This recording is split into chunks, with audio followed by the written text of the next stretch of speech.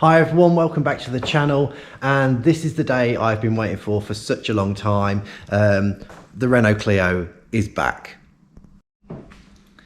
So I got the car back yesterday, and obviously because it's been sat around for quite a while, I've stuck it on the C-Tech just to give it a full charge.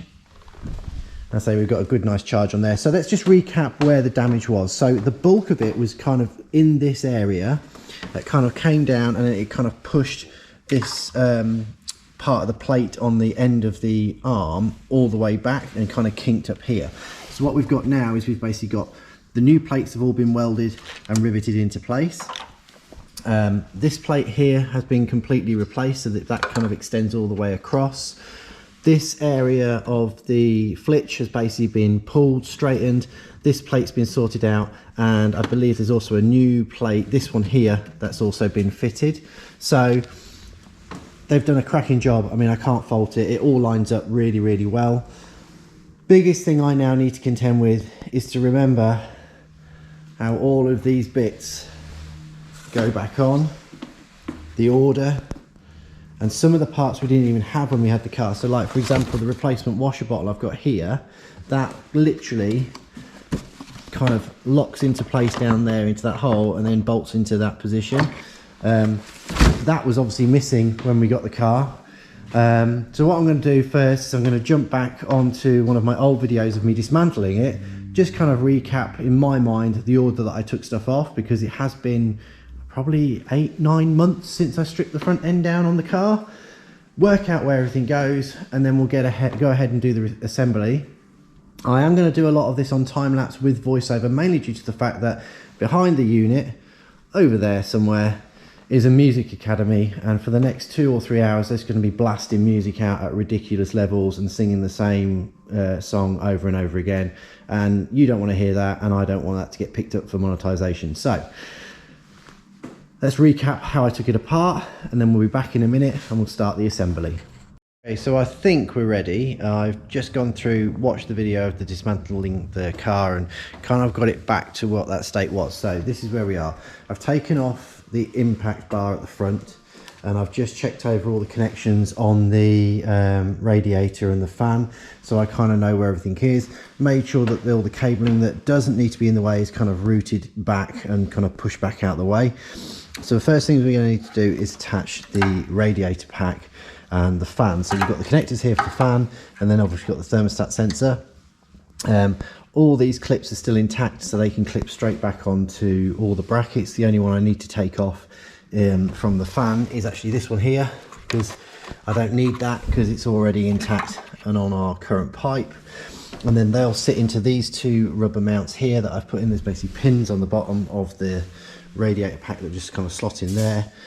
Get all these cables and everything clipped into place, and then get the pipe work on there is the first key thing to do. Once that's all in, we've got that section done, we'll then move on to the intercooler, and then we kind of build back from there. So what I've actually done is I've kind of laid things out as of where they need to be. So radiator and rad pack first, the intercooler is over there, so that will then go on, fix into place, and the intercooler, if I remember correctly, locks into the side of the rad pack. Then we'll get our impact bar bolted back on, and then at that point we can kind of focus on the top bit of plastic which goes over the top. These two locator pins I've just put into place, so basically that plastic will just sit straight down onto there and then bolt into these holes on either side, and then that gives us the ability to then route all of our cabling through. So it's going to be quite a slow process. I quite accept the fact I'm probably going to put something on, realise I made a mistake and have to take it back off again, but it has just been such a long time since we did the initial dismantling on this particular car. But yeah, let's give it a go and see how the time lapse goes.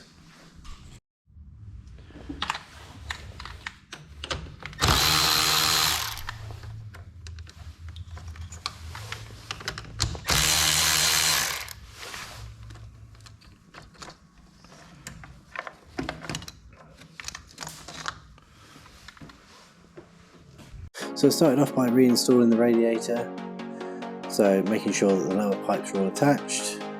This was a bit of a fiddle because not a lot of space to work with. got the cables routed, clipped into their holding areas. Reattached the fan power and reconnected to the fan sensor, which detects what the temperature is of the airflow coming in. We've got those pipes all secure at the top and the bottom. Notice I've got bags, separate bags for each area of the car. So when I did the dismantling of the front end, I put all the bolts from the radiator into one bag, all the bolts from the upper slam panel into another, and therefore it was easier to reattach them. This one was particularly difficult, so this is the actual bolt that attaches to a bracket on the back of the radiator. It was really difficult to get to, as you can see there. Now I'm reattaching the intercooler for the turbo. This bolts directly, or so I should say, attaches directly to the side of the rad pack. At this point I couldn't quite remember how the pipework routed, so we've got the rad pack in place into the intercooler, and then routed the cables. This one I had to run behind it. This is for the coolant, goes into the aircon compressor.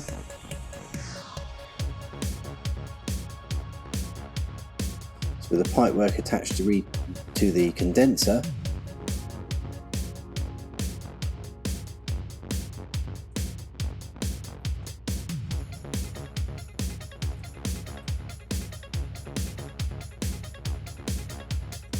now we can move on to the ducting,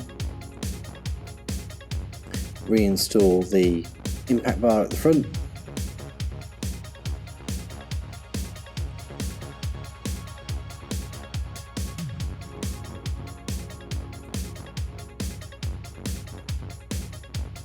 reattach the horn, and then put the front vent. So this is the active vent that we replaced. We've got a brand new one. You remember in one of the previous videos, it's just completely smashed to bits. And this opens and closes depending on how much temperature is actually within the engine bay. Put the upper ducting in place, fit our new washer bottle, and then route the pipework to that. Again, we didn't have that washer bottle when we got the car originally, so trying to work out where the pipework went was a bit of a trick. But I did put some water in there to see if it was leaking, and lo and behold, I'd pushed the pump too far in, and the O-ring that holds the pump in place had basically decided to push inside the washer bottle. So I then removed it, reattached it, and put some not WD-40, put some fairy liquid actually on the ring, just so that it slid in a bit easier. Now we've got the upper slam panel, reattaching the bonnet latch and the sensor.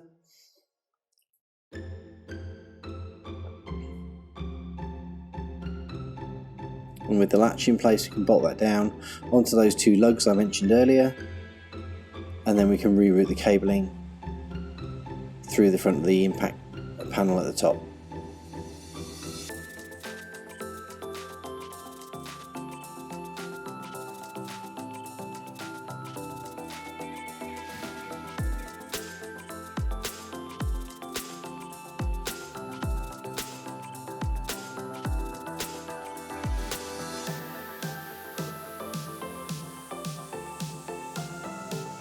So with that done, we need to do the filler neck for the washer bottle, and then we can move on to finishing off the cabling, and then attaching the front wing. This is a donor wing, but it was in the right colour, it was in good condition. Need a little bit of plastic welding in just one of the areas of the bottom, just because it had been broken, possibly when being transported to us.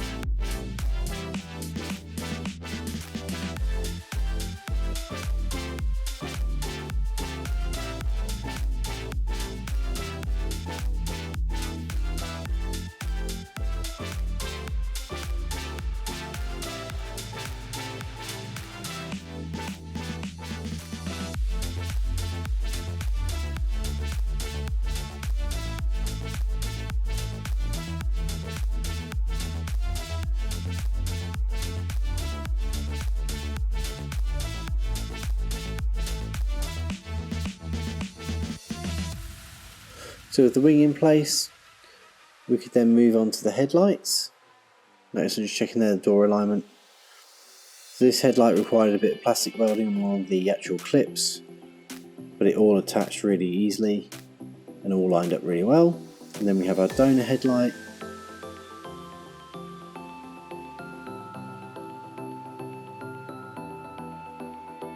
Again, if you look back on all our previous videos, you can see when we upgraded all the bulbs. And now we're onto the bumper. So the build is really starting to come together now. Got the bumper in place, getting all the screws and all the fittings into place. Everything aligned really nicely.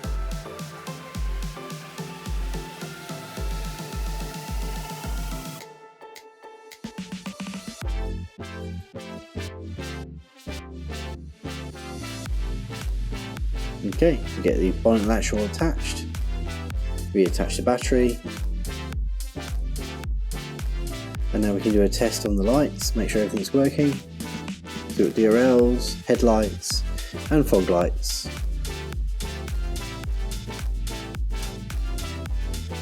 We'll raise it up, do the lower bolts.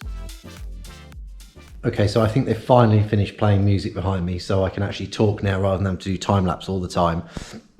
Everything's gone together really nicely. The gaps on the bumper, where everything fits, with the headlights, absolutely everything fits really nicely on there. I had to do a couple of bits on this, where basically there's two bolts that sit on inside the door shut. I wouldn't have been able to get the camera angle in there, but they're both done. And then there's another bolt just under here on both sides, which basically holds the bumper onto the wings. I put some coolant in there, you'll see, some water in there just to check there was no leaks from the coolant system, and luckily there are none. So I've literally just popped out, grabbed some antifreeze, we're going to get this topped up, get the system bled, and then I'll take it on a quick test drive on some tray plates and see how it runs.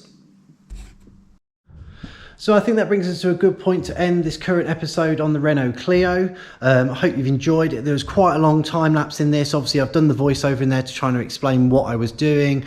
I couldn't really do it any other way than doing the time lapse, just because of the music in the background and the sheer amount of work that I need to do, and pretty much want to just crack on and get it done. So there will be one more episode on the Clio. It has already sold because I did that footage a little while ago. And basically the last video that I've got to kind of tie together is we've installed a reversing camera on there and refitted the rear bumper, which was the only body part that had to go back on. So I've got another video on that, a bit of an incisive one, because a lot of people on the forums have tried to get the reversing cameras installed, and knowing which wires to tack off and things like that is quite difficult. It was tricky. I initially wired it incorrectly. So every time you put your foot on the brake, the camera kicked in rather than the reverse light, but that's all been solved now. So that'll be the last video on the Renault Clio, and I've had 2 more vehicles dropped off, and there will be a reveal of those on Instagram. So if you follow us on Instagram, go check out that. Link is in the description. If you enjoy what you've seen, please give that a thumbs up. If you haven't subscribed, subscribe so you know when we launch a new video. And yeah, thank you again for watching. I'll catch you in the next one.